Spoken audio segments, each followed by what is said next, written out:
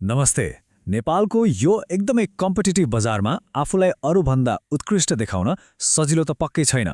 अनि जागिर पाउने यो यात्रामा सबैभन्दा महत्त्वपूर्ण मोड भनेकै जब इन्टरभ्यू हो। आज हामी एउटा यस्तो स्ट्र्याटेजीको बारेमा कुरा गर्दैछौँ जसले अन्तर्वार्तामा सफल हुने त्यो खास सूत्रलाई उजागर गर्छ। एकछिन सोच्नुहोस् त, अन्तर्वार्ताको बीचमा तपाईलाई यही प्रश्न सोधियो। यो कुनै सामान्य प्रश्न होइन है।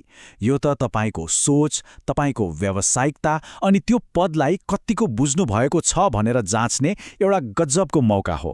त्यसो भए यस्तो प्रश्नको सामना कसरी गर्ने त, जसले तपाईको क्षमतालाई प्रष्टसँग देखाओस्? हेर्नुहोस्, एकजना अब्बल उम्मेदवारले यस्तो प्रश्नको जवाफ दिँदा आफ्नो व्यक्तिगत गुणहरूलाई कम्पनीको आवश्यकतासँग ठ्याक्कै लगेर जोड्छ। उनीहरूले एउटा यस्तो फ्रेमवर्क प्रस्तुत गर्छन् जसले उनीहरूको क्षमता मात्र देखाउँदैन, कम्पनीको लक्ष्यलाई पनि कति गहिरोसँग बुझेको छ भन्ने कुरा प्रष्ट पार्छ। हो, यही जवाफ नै सफलताको सूत्र हो। त्यसो भए एउटा स्मार्ट जवाफले खासमा 3वटा गुणहरूमा केन्द्रित हुन्छ। पहिलो, स्पष्ट सञ्चार अर्थात् कम्युनिकेसन। दोस्रो, जुनसुकै परिवर्तनसँग पनि घुलमिल हुन सक्ने क्षमता अर्थात् एडाप्टेबिलिटी। र तेस्रो, आफ्नो कामप्रतिको गहिरो जिम्मेवारी। यति 3वटा गुण देखाउन सक्नुभयो भने कुनै पनि अन्तर्वार्ताकारलाई प्रभावित पार्न सकिन्छ। ल, अब यिनै गुणहरूलाई एक एक गरेर केलाएर हेरौँ है त। सबैभन्दा पहिले कुरा गरौँ पहिलो र सायद सबैभन्दा आधारभूत गुणको, सञ्चार क्षमता। यो भनेको मिठो बोल्नु मात्रै होइन नि, यो त आफ्नो विचारलाई स्पष्टसँग राख्ने, अरूको कुरा ध्यान दिएर सुन्ने र आफ्नो सन्देशलाई सही तरिकाले प्रवाह गर्ने कला हो, जुन बोलेर र नबोलिकन पनि प्रस्तुत हुन्छ। खास गरी व्यावसायिक ठाउँमा सञ्चार क्षमता भनेको आफ्ना कुराहरूलाई सरल र स्पष्ट रूपमा भन्न सक्नु हो। सोधिएको प्रश्नको आशय बुझेर ठिक जवाफ दिनु अनि आफ्नो हाउभाउबाटै आत्मविश्वास देखाउनु हो। यही सिपले नै तपाईको व्यावसायिकताको स्तर कस्तो छ भनेर देखाउँछ। जस्तै आफ्नो बारेमा केही भन्नुहोस् न भनेर सोद्धा धेरैजसोले के गर्छन्, आफ्नो सिभीमा जे छ त्यही पढेर सुनाउँछन्।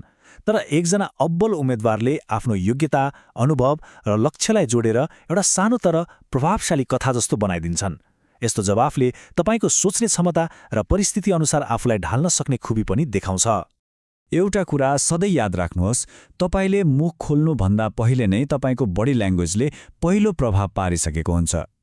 आत्मविश्वासका साथ सिधा बस्ने, नम्रतापूर्वक आँखा जुधाएर कुरा गर्ने र नमस्ते वा बलियोसँग हात मिलाएर अभिवादन गर्ने हो, यस्तै सानसाना कुराले तपाईको संवादलाई एकदमै शक्तिशाली बनाउँछ।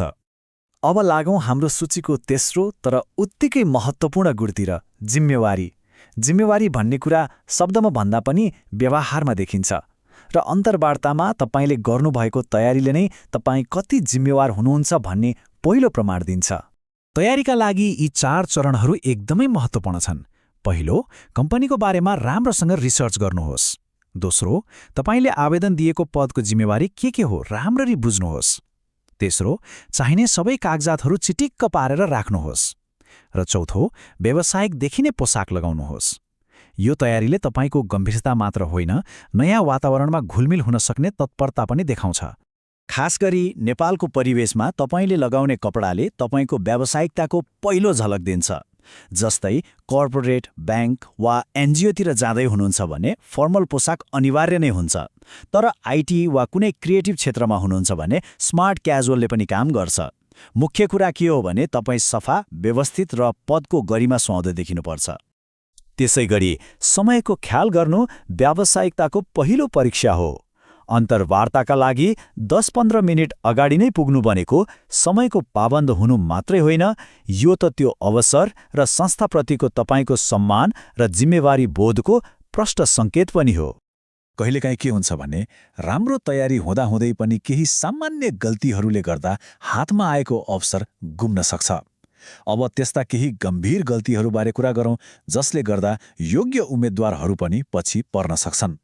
एउटा तथ्यले के भन्छ भने नेपालमा लगभग 60% जागिर खोज्नेहरू अन्तर्वार्ताको कमजोर तयारीकै कारणले अस्वीकृत हुन्छन्। उनीहरूसँग प्राविधिक ज्ञान भएर पनि के गर्नु? यो आँकडाले नै देखाउँछ कि तयारीको महत्त्व कति धेरै छ। खास गरी यी गल्तीहरूबाट जोगिनुपर्छ। ढिलो पुग्नु, एकदमै छाडा वा अनौपचारिक भाषा बोल्नु, पुरानो हाकिम वा कम्पनीको नराम्रो कुरा गर्नु, अनि अस्पष्ट वा तयारी बिनाको गोलमोटल जवाफ दिनु। रोजगारदाताका लागि यी सबै रेड फ्ल्याग अर्थात् खतराको सङ्केत हुन सक्छन्। अन्तर्वार्ताको अन्तिम केही मिनेटहरू छन् नि, त्यो तपाईँलाई अरू उम्मेद्वारहरूभन्दा फरक देखाउने सुनौलो मौका हो। तपाईँले अन्त्यमा छोड्ने छापले नै अक्सर निर्णयलाई प्रभावित पार्ने गर्छ। जब अन्तर्वार्ता लिने व्यक्तिले सोध्छन्, तपाईँको केही प्रश्न छ, जवाफमा छैन चाहिँ कहिल्यै नभन्नुहोस्। बरु पद, टिम वा कम्पनीको संस्कृतिबारे एउटा अर्थपूर्ण प्रश्न सोध्नुहोस्। यसले तपाईँको वास्तविक रुचि र सक्रिय सोचलाई देखाउँछ। त्यसो भए अन्तर्वार्तामा सफल हुने मूल रणनीति के रहेछ त? एकदम सरल छ। कुनै पनि प्रश्नको जवाफ दिँदा आफ्नो बलियो पक्षहरूलाई कम्पनीको आवश्यकतासँग जोड्नुहोस् र आफ्नो जवाफमा आत्मविश्वास र स्पष्टता देखाउनुहोस्। हो, यही सूत्रले तपाईँलाई अरूभन्दा एक कदम अगाडि राख्छ। अन्तर्वार्ता सकिँदैमा तपाईँको काम सकियो भन्ने होइन। 24 घण्टाभित्र पठाइएको एउटा छोटो र विनम्र धन्यवाद इमेलले तपाईँको लगावलाई फेरि एकपटक पुष्टि गर्छ र एकदमै राम्रो व्यावसायिक छाप छोड्छ। अन्त्यमा एउटा कुरा के बुझौँ भने, हरेक अन्तर्वार्ता आफैमा एउटा अनुभव हो, नतिजा जे भए पनि। यदि छनौट भएन भने पनि निराश हुनुभन्दा बरु यो सोच्नुहोस्, यो अनुभवबाट मैले अर्को अवसरका लागि के सिकेँ।